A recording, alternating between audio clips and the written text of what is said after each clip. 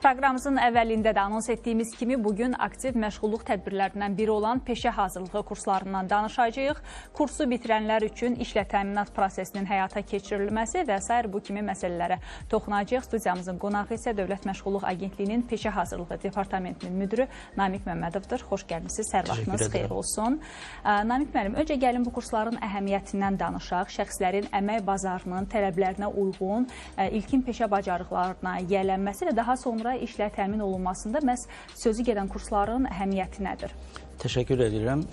Qeyd etdiyiniz kimi peşə hazırlığı ilkin mərhələdə ilkin peşə bacarıqlarını, biliklərinin müdavimləri aşılamaqla, yəni işsiz və iş axtaran vətəndaşlarımızı aşılamaqla, onların müəyyən qədər əmək bazarını hazırlamaq, işə götürənlərin tələblərini uyğunlaşdırmaqla, onları iş mühitinə uyğunlaşdırmaqdır ki, burada qısa müddət ərzində çalışırıq ki, müxtəlif kurslar vasitəsilə həm dövlət təlim müəssisələri ilə birlikdə, həm özümüzün tərkibində olan Dövlət Məşğulluq Agentliyinin tərkibində olan peşə hazırlığı mərkəzləri, eyni zamanda peşəkar digər təlim müəssisələri və işə götürənlərinlə birlikdə bu cür kursları təşkil etməklə həmin vətəndaşları əmək bazarına hazırlıqlı səviyyə çatdırmaqdır.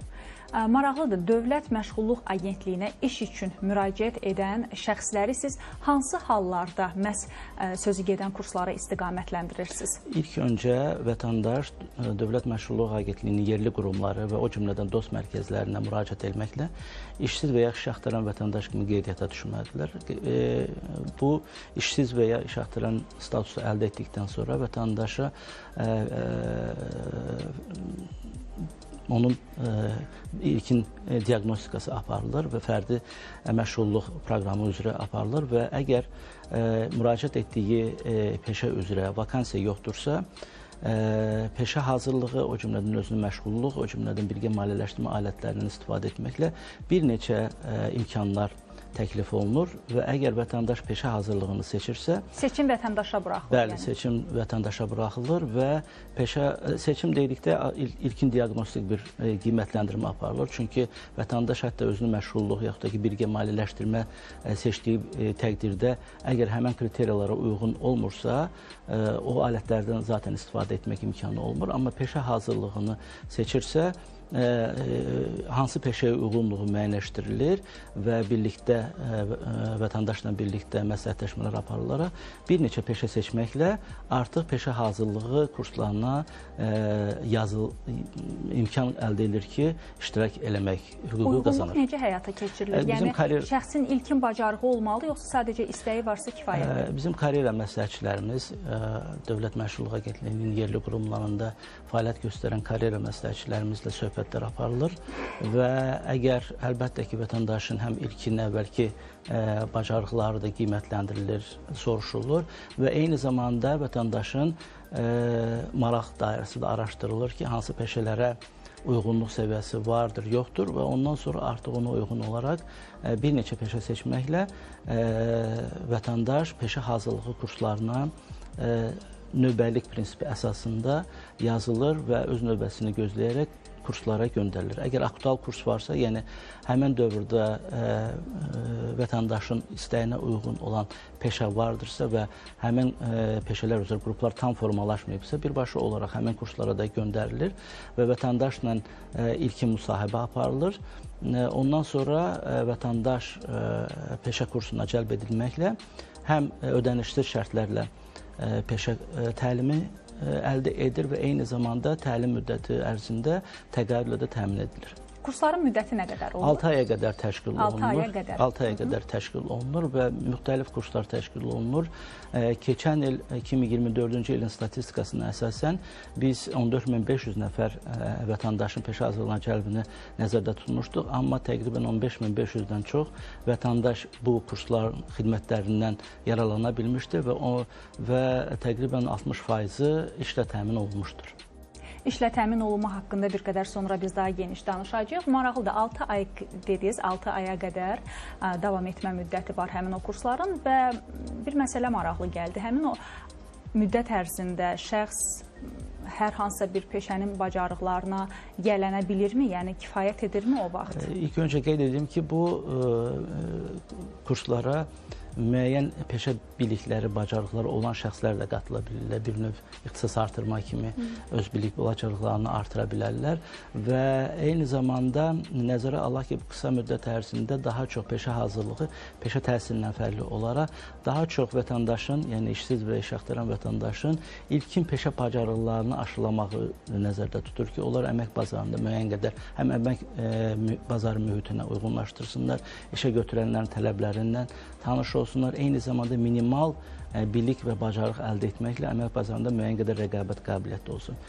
Şübhəsiz qısa müddət ərzində çox kvalifikasiyalı mütəxəssislər hazırlamaq çox çətindir, lakin ilkin səviyyədə mütəxəssis səviyyədə, ilkin səviyyədə peşəkar kadr kimi onlar əmək bazarına çıxıb, rəqabətli olub və işlə təmin olunduqdan sonra öz sosial vəziyyətlərini daha da inkişaf etdirə bilərlər. Bildiyim qədərilə işə götürənlərlə də əməkdaşlıq etmək mümkündür. Bu proses haqqında danışardıq.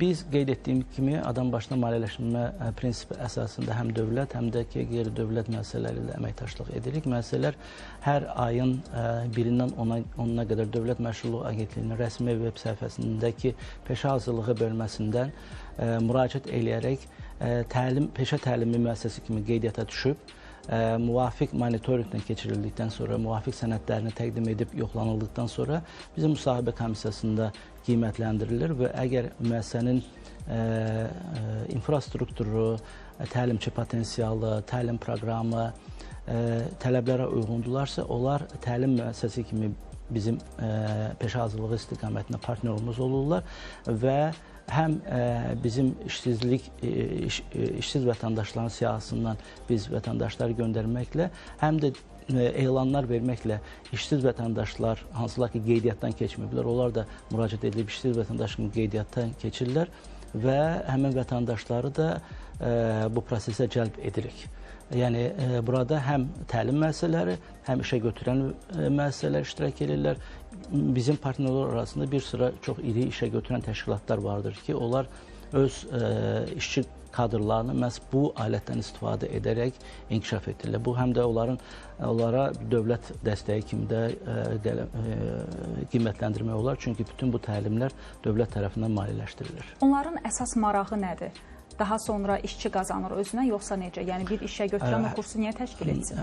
İlk öncə, əlbəttə ki, işçi bazasına sahib olmaqdır. Çünki bir çox işə götürən təşkilatlar bugün əmək bazarında diləylənirlər ki, kvalifikasiyalı işçilər tapılmasında çətinlik çəkirlər və yaxud da ki, vətəndaşlar məlumatsızdırlar və bununla əlaqədar olaraq bizlə əməkdaşlıq etdikdə həmin işə götürən təşkilatlar ilk öncə də öz işçi bazasını inkişaf etdirirlər və eyni zamanda onlar öz tələblərini diktə edərək, öz tələblərinə uyğun olaraq tədris proqramı qurmaqla öz tələblərinə uyğun kvalifikasiyalı mütəxəssislər hazırlayırlar və beləliklə də kadr çatışmazlığı problemlərini həll edirlər. Gələk əsas məsələyə, işlə təmin olunmaya. Kursu keçdi, vətəndaş kursu bitirdi. İşlə təminat prosesində necə? Siz ona dəstək olursunuz? Yəni, birbaşa olaraq şəxs kursu bitirdikdən sonra hər hansısa bir yerə işə göndərilir artıq, yoxsa bu da müəyyən bir müddət alır, vaxt alır? Dövlət Məşğulluq Agentliyinin bir əsas başlıca vəzifələrindən biri əlbəttə ki, vətəndaşların işlə təminatına yardım etməkdir. Biz bununla əlaqədar olaraq müxtəlif işə götürən təşkilatlarla işləyirik, vakansiyalar üzrə bunu həyata keçiririk, vakansiya bazamız formalaşır. Lakin eyni zamanda bizimlə peşə hazırlığı istiqamətində əməkdaşlıq edən müəssisələr də, təşkilatlar da öhdəçilikləri var ki, məzunların işlə təmin edilməsini həyata keçirsinlər. Çünki bu təlimlər birbaşa işə götürənlərin sifarişi əsasında, işə götürənlərin tələbatı əsasında formalaşır və təlim müəssisəsi məcburdur ki, və bunun öhdəliklərindən biridir ki, məzun olmuş müdavimlərin işlə təminatına birbaşa dəstək verməkdir. Hansı müdavimlərsə ki, hansı məzunlarsa ki, işlə təmin edilmirlər, onlar yenidən bizə müraciət edirlər. Həm müəssisə tərəfindən müraciət oluna bilər, biz onları qeydiyyata salırıq, yenidən onlarla iş aparıb, müvafiq göndəriş verərək işlə təmin edilməsinə dəstək veririk. Son məqsədimiz, qısa deyərək, son məqsədimiz ondan ibarətdir ki, vətəndaşımız həm təlimdən məmnun qalsın, həm də eyni zamanda işlə təmin olunsundur. Uğurlar sizə bu yolda. Son olaraq istərdim qısa olaraq qeyd edərdiniz.